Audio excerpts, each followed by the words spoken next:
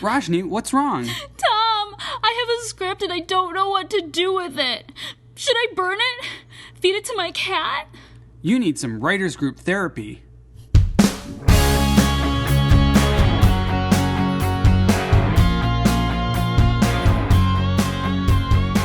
Hello and welcome to Writers Group Therapy. I'm Tom. And I'm Rajni. We're writers helping writers. Ready for your session? Because the doctors are in. So I'm an actor. You're predominantly a writer. I'm an actor slash writer slash whatever, because everyone in this town is a bazillion slashes. Producer slash everything. But we actually have talked before about needing to know what it's like as an actor. I mean, obviously I know what it's like as an actor because I do it all the time, but I had you audit that one class.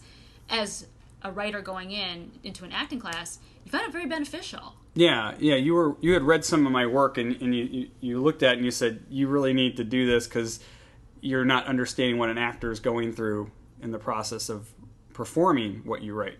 And that would help me. And it did. Once you stand in walk a mile in someone else's shoes, yeah, obviously you have a different perspective.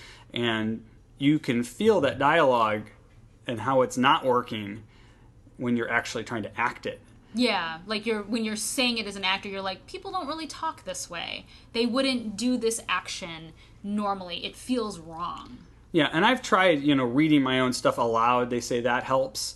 But I think if you're really trying to emote it and really trying to act it, you get a different perspective.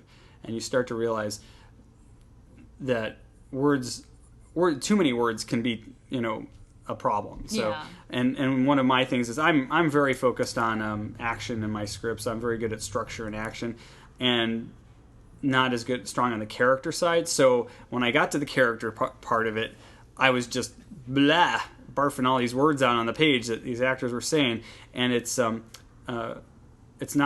working as smoothly and as natural as it should. So like I was telling you before, Ryan Gosling, pretty good actor. He's pretty good. Yeah, won some awards. But he amazes me from the fact that he can say so little, like words wise, but say so much on screen. Mm-hmm. And when you look at that, the question is, well, how do you write that? How do you create a character like that? But when you think about it, so we're writing for film and TV. Obviously you can write a play as well, but film and TV is a visual medium.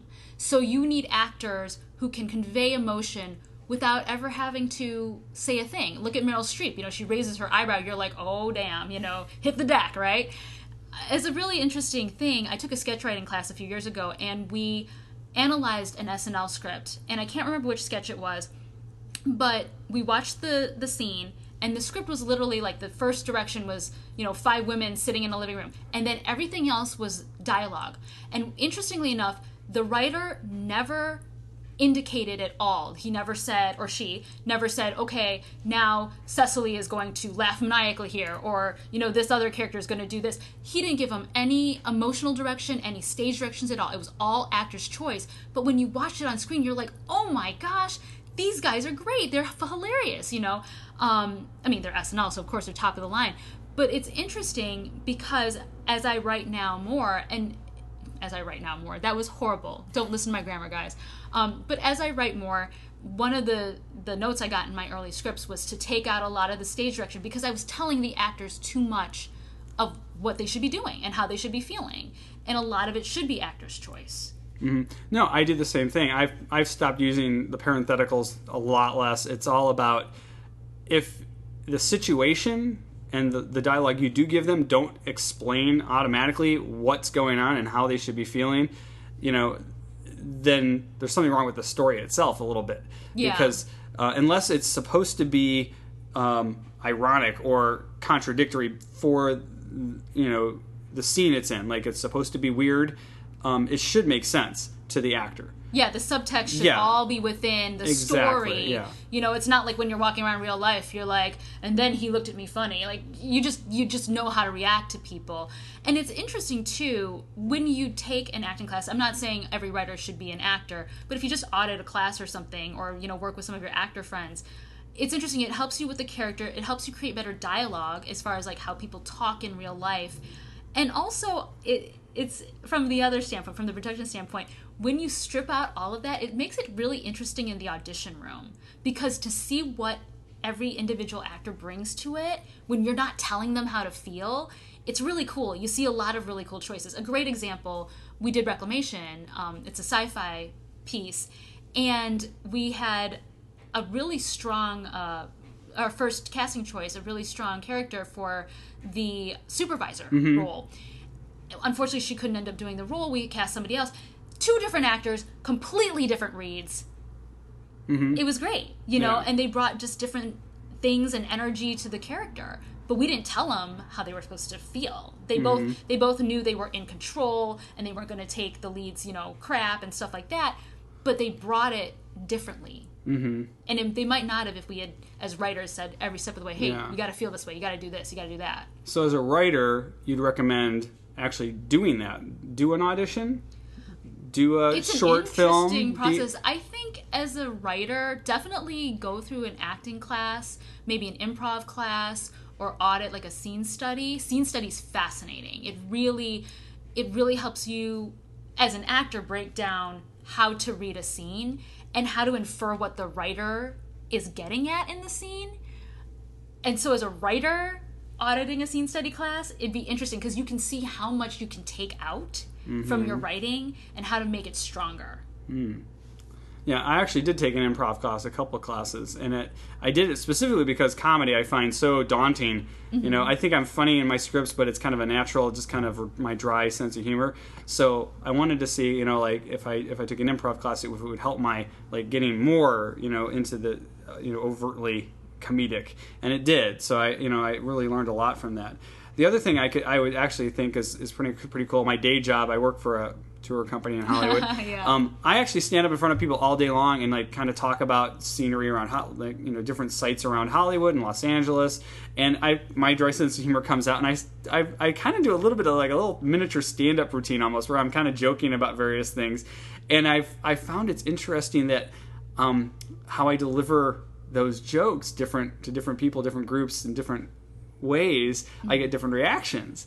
And so that's been an interesting learning experience for me, is just public speaking, I guess, in general, to see how people react to what you're saying in different ways. Yeah, public speaking would be a good thing too. And improv, that brings up an interesting point.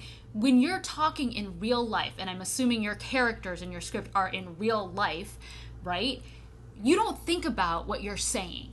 You don't have a script in front of you. When you go to your job, when you meet that person on a first date, you don't have a script in front of you of how you're going to talk. It's all improvised. People improvise every day.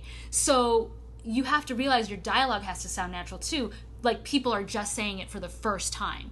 It's not some rehearsed thing. I mean, I know you might write like an expositional thing to move the plot along, but even then it has to be fresh. It has to be like they're saying it for the first time or thinking about it for the first time, because people don't walk around with a script in regular life. Yeah, I know your favorite line from Star Wars is about the sand.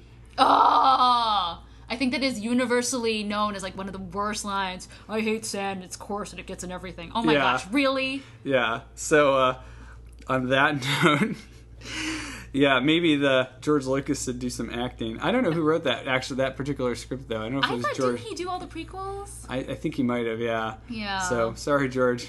We love you, George. But yeah, that one line. Oh, gosh. Man. So. And even if you, I mean, because we were talking about this earlier, you hate sand, and I'm sure you'd say that, but would you really say that in real life? I kind of do sometimes, because we always talk about the beach and going to the beach with the guests at my tour company, and I'm like, I don't go to the beach very often because I hate sand. See, but off the cuff, in context, it makes sense. It makes sense. I don't know, just that stupid sand line. Anyway, so Roshni, her best advice to me was great. I definitely suggest auditing like an acting class. It definitely gives you a different perspective. Public speaking. Yeah, writers are wonderfully known for wanting to go out in public and talk to people. Yes, we're a rather introverted Yeah, we are. bunch. But if you can find a place where you can do that, even just like our writers group, we share scripts every other week at our meetings, and we all take parts and read them, and so we get a little bit of experience reading that way too. Yeah, that's true. So for all of you out there, what classes have helped you as a writer, acting or otherwise. Let us know on Twitter at WG Therapy. You can also check us out online at writersgrouptherapy.com. Show notes will be up there, and if you like what you hear, subscribe and share it with your friends. See you next week.